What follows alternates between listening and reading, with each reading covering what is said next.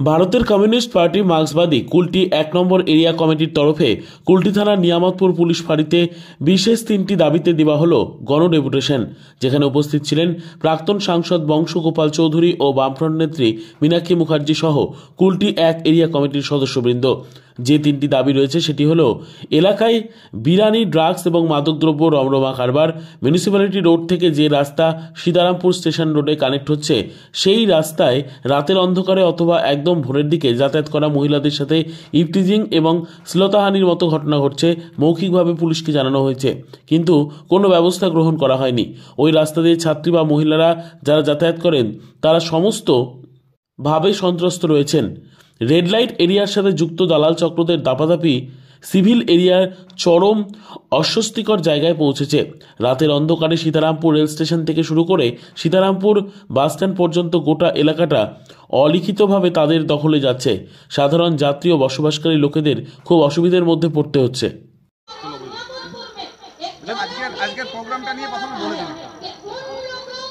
নিয়ামতপুর এলাকায় অসামাজিক কাজকর্ম, বিশেষ করে মহিলাদের উপরে ভোরবেলায় যারা বেড়াতে বেরোচ্ছে বিকেলের দিকে হামলা হচ্ছে, এবং এই সমাজবিরোধীরা ঘুরে বেড়াবার সুযোগ পায়।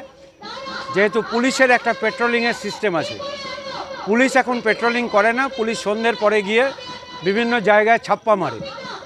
আর এখানকার ন্যাশনাল হাইওয়ে এখন খুলে দিয়েছে, যত ওভারলোডেড ট্রাক আর সেখান থেকে টাকা পয়সা কালেকশন করে, এটা তৃণমূলের নির্দেশ। ওই ক্যামাক স্ট্রিট আর কালীঘাটে টাকা পাঠাতে হয়। এর আগে সিবিআই হয়েছে, তার কোনো উত্তর হয়নি। সিবিআই এখানে একটা নিছক পুতুল, সিবিআই আসে, রেড করে, ঘর চলে যায়। আর সিবিআইয়ের এই দুর্বলতা মানুষ বুঝে গেছে। কয়লা বালির টাকা লুট আর বিভিন্ন জায়গাতে অসামাজিক কাজকর্ম বেড়ে যাচ্ছে। নেশার দ্রব্য, এমন হেরোইন, গাঁজা গোটা শিল্পাঞ্চলে কি করে ছড়ালো, এর উত্তর পুলিশকে দিতে হবে। অ্যান্টি ড্রাগ একটা সেকশন আছে পুলিশের, ওই অ্যান্টি ড্রাগ সেকশন আজকে ঘুমিয়ে আছে না তারা নিজেরা ড্রাগ খেয়ে তৃণমূলের পতাকা ধরে বসে আছে, এটাও বিচার করতে হবে।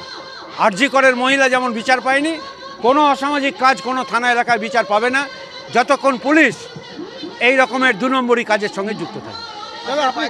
দাদা, আপনি একটা জিনিস বললেন মাইকে, ছোট পুলিশ বড় পুলিশ, এটা কি বোঝাতে চাই? ছোট পুলিশ থানায় বসে থাকে, ওটা বসানো থাকে তাকে কালেকশনের টাকাগুলো মজুত করার জন্যে, ওটাই তৃণমূলের নির্দেশ আছে।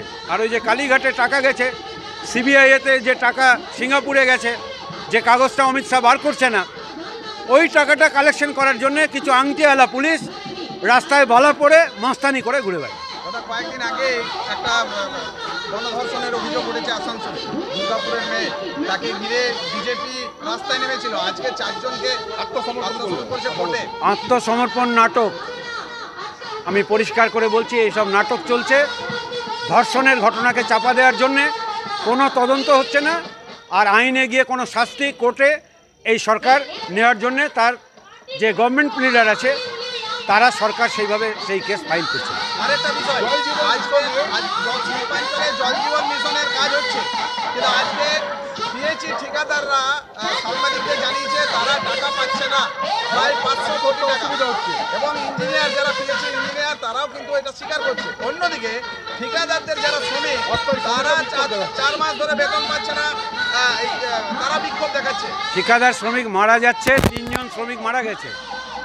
সালানপুরে আমি গেছিলাম, ঠিকাদারদের খালি গলাতে সোনার হার আর এক্সিকিউটিভ ইঞ্জিনিয়ারদের গলা সোনার হার, ওই দুটো মিলিয়ে দেখে নেবেন, সব টাকা কাটমানি করে এরা খেয়ে দিল। একটা জল প্রকল্প তৃণমূলের সরকার এখানে করেনি। কুর্তিতে এবার হাহাকার। জল জীবন মিশনের টাকা আসছে না বলছে অভিযোগ। টাকা যদি না আসে তার দায়ে বিধানসভাতে নাটক করা চলবে না শুভেন্দু আর মমতা ব্যানার্জি। ওখানে গেরুয়া ফ্যাক্টরি বিরোধী নেতা এজেন্ডা তুলছে না, বিধানসভায় নিয়ম আছে, ওখানে অ্যাডজর্নমেন্ট মোশন দেওয়া যায়। কোনো আলোচনা বিধানসভায় করতে চাইছে না, শুধু এই কাটমানির রাজত্ব রাখার জন্য।